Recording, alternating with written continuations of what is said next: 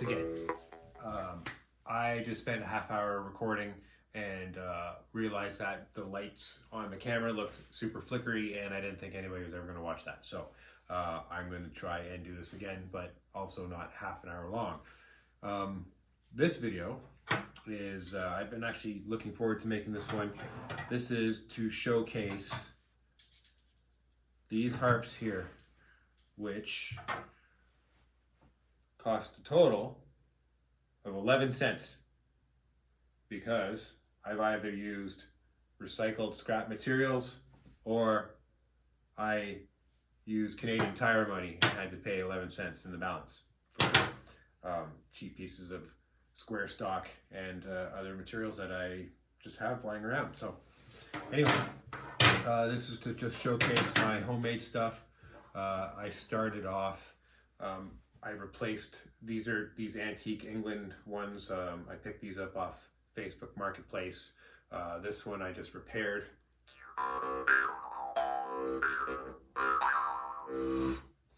The trigger was totally bent on it, so I heated it and fixed it. So nothing other than that on this one.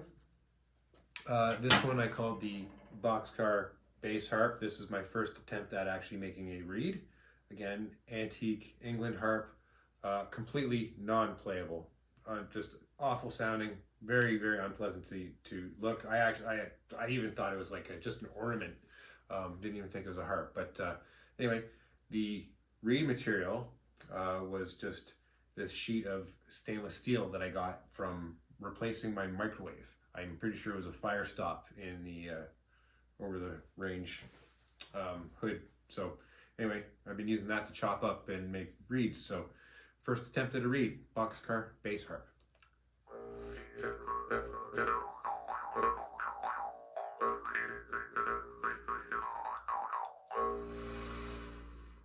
So after that, I decided that I kind of wanted to try making my own. And I thought, what better way to do it than for free? So I'm an electrical engineering technologist and an electrician, and I work in the electrical utilities industry. So I was able to get some copper bus bar used for switchgear, usually carries a couple thousand amps, that sort of thing. So that's where I decided to make my first Boxcar bolt series, #1. And this is what this one sounds like.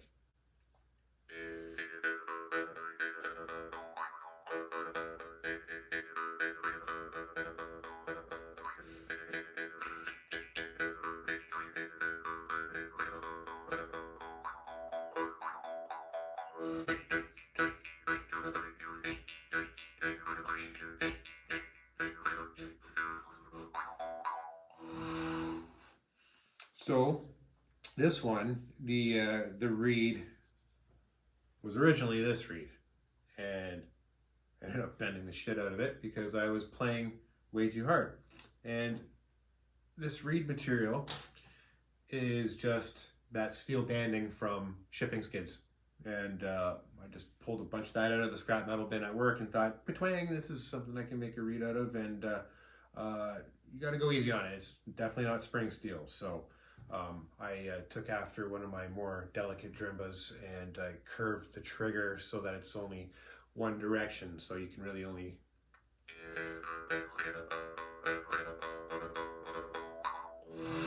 pluck inwards, which is a more gentle way of playing it. And that's I believe one reason why inward plucking is a bit easier on your reeds, but also you'll notice, by the way, these are called, I believe these are considered flat-faced harps. And what I tried to do is kind of shape and mill out the decks there that the reed vibrates in between. Copper is exceedingly difficult to work with.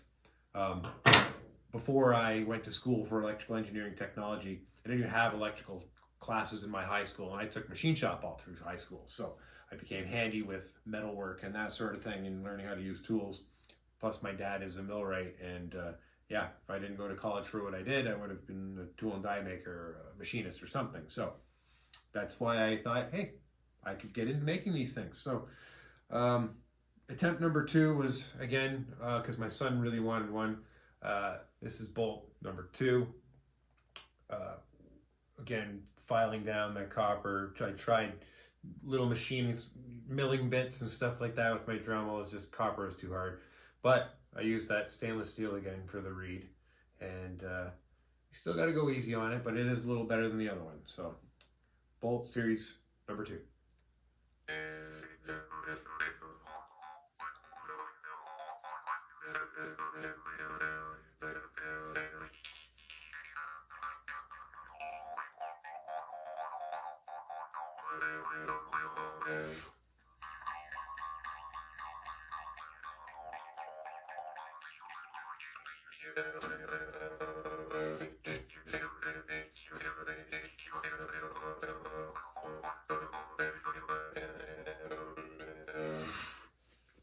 So yeah, bolt series number 2.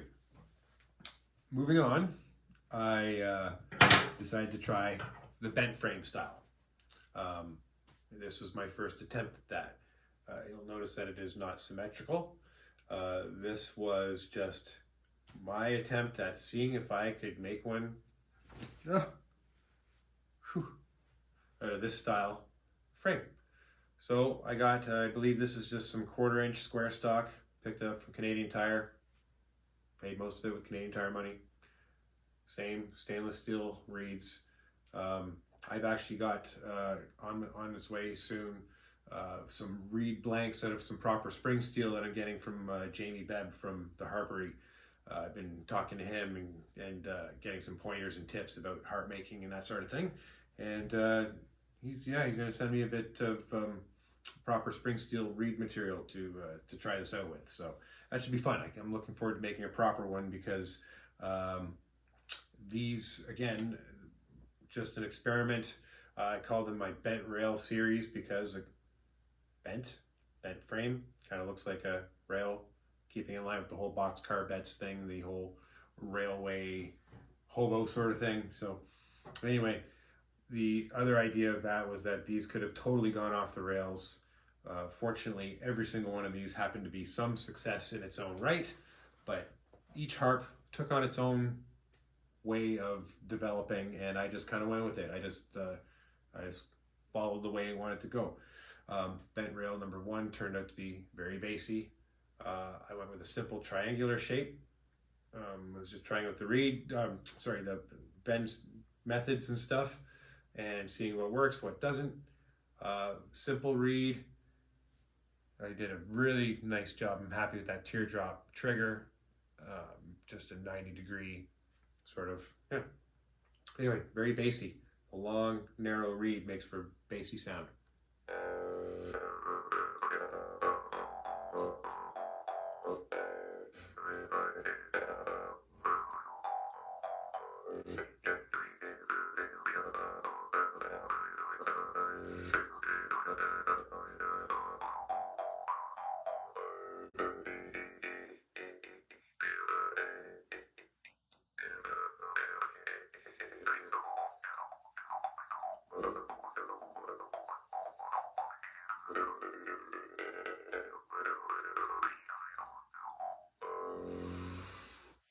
Yeah, if you get into the right groove, you can actually get some double stroke play happening there. So I think that's pretty unusual for a bassy one. The next one up, bent rail number 2. Tried some different bending methods. Didn't work out the way I wanted. I ended up with much shorter deck than what I originally wanted, and a bigger kind of bow area to it. But after it's assembling, and I started to like the looks of it, and it actually ended up being a little bit louder than I was expecting. Again, a little bit bassy, not quite as bassy as number 1, but still bassy, somewhat playable. I think it's pretty cool overall.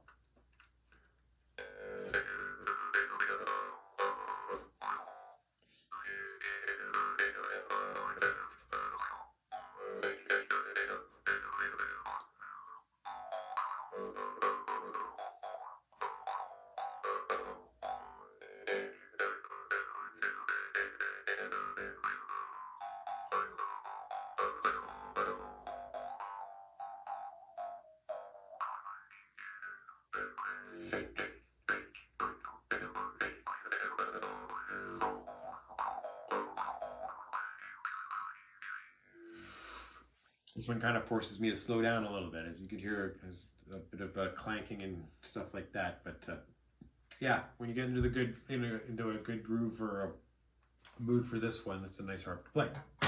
Now, the other chunk of material that I bought was, I believe this is 3/16 square stock. It's a much thicker square stock, and all this stuff, they came, I got 2 lengths of 12-inch, I think 1/4 inch square stock, and then one length of 12-inch of this stuff, and I thought I can get 2 harps out of that. I did get 2 harps out of that, but what I did was I just cut it right in half, so I had a 6-inch piece of this beefy steel that I had to work with, and it ended up being pretty hard, but I got it. And the first one, number 3, which I decided not to go with a tail this time, I made a full loop trigger with, much shorter one, again, a pretty 90-degree bend, a wider reed that I did some engraving design on, which means nothing, I just made it. The reed itself was an unusual shape. Wasn't sure if that was going to work out, but it sure did. And I decided to temper it beforehand too, before even working with it. So after I cut it, I heated it and quenched it, and it really does feel like I managed to stiffen it up and harden it a bit. But after that, I polished it all up, and yeah, after it seemed like it broke in, the reed seems to be in a good spot where I'm not getting any sort of deflection or deforming one way or the other. This one wound up being a nice high-pitched one, good for percussives, not a very long sustain on it or anything, but high-pitched, melodic, good percussives, good for fast play. Overall, I'm really happy with this one. It's held up nicely, and I've really learned a lot about how I want to move forward, I think, making harps. So, bent rail, number 3.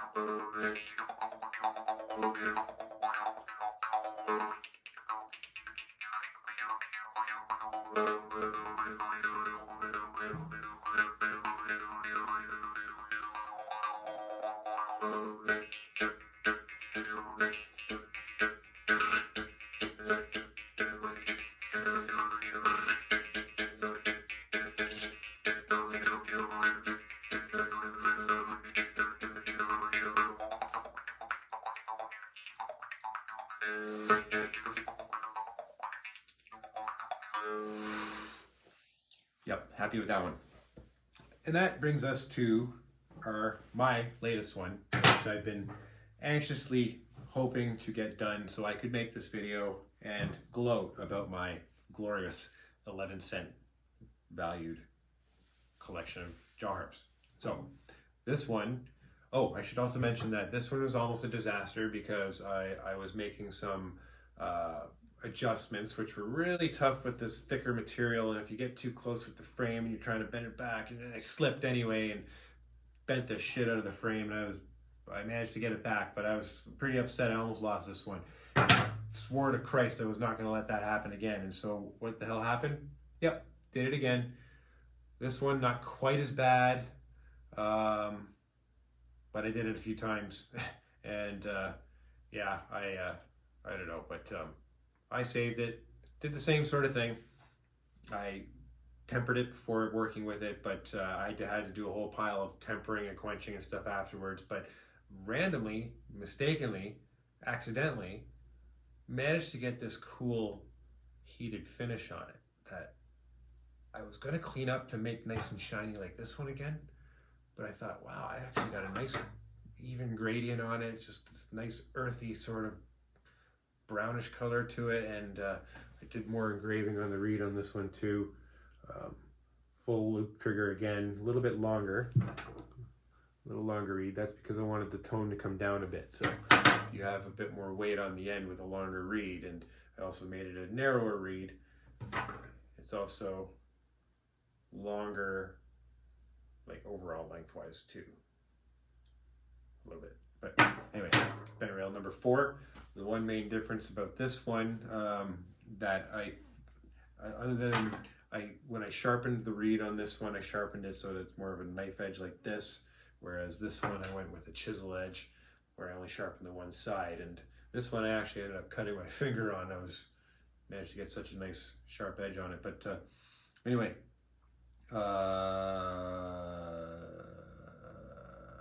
this one is a little bit off plane throughout.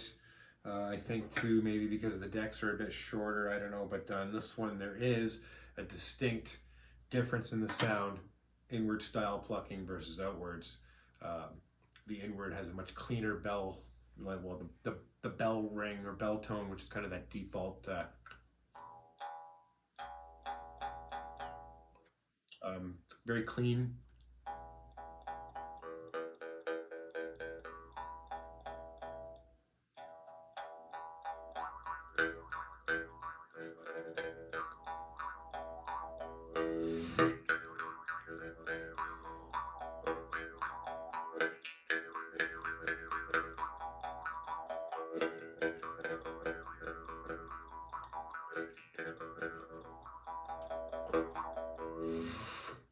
But if you play it outwards, it's got a kind of a fuzz to it, almost an electric fuzz. So I think at first I wasn't sure. I mean, I think it's because it's not vibrating completely plain. There is a bit of a bowing to it, and certain times I can get a draw start on this. But I think I've been playing it enough that the reed is breaking in and finally settling on its spot.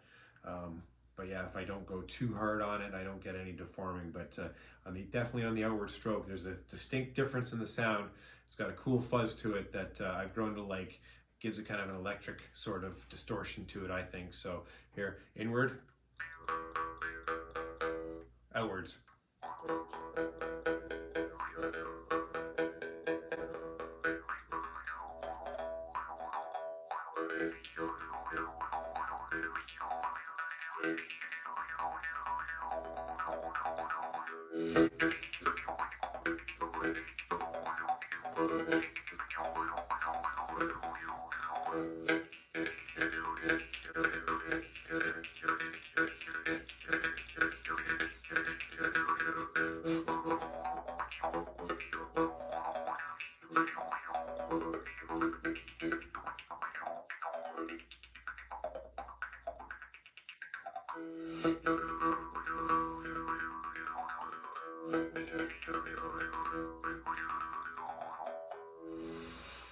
And on that note, thank you for watching. Hopefully this is a lot shorter than half an hour.